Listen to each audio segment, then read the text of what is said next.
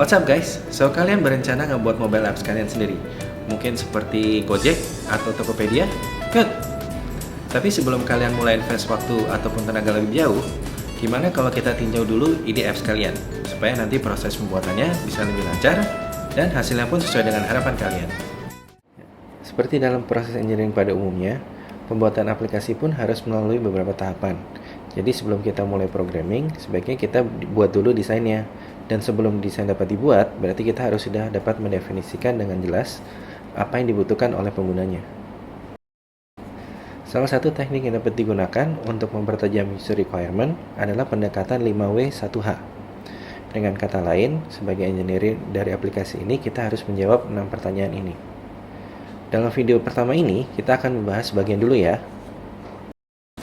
Yang pertama, apps ini akan digunakan untuk apa?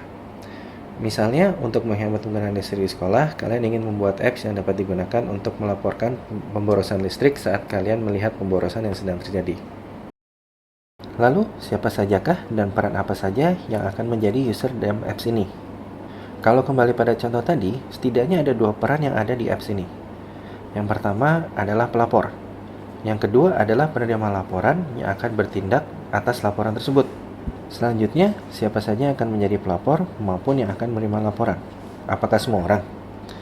Atau mungkin hanya siswa dan guru sekolah kalian saja yang dapat menjadi pelapor dan pengurus sekolah yang akan menjadi penerima laporan? Bila seperti itu, berarti dibutuhkan autentikasi user dalam penggunaan apps ini.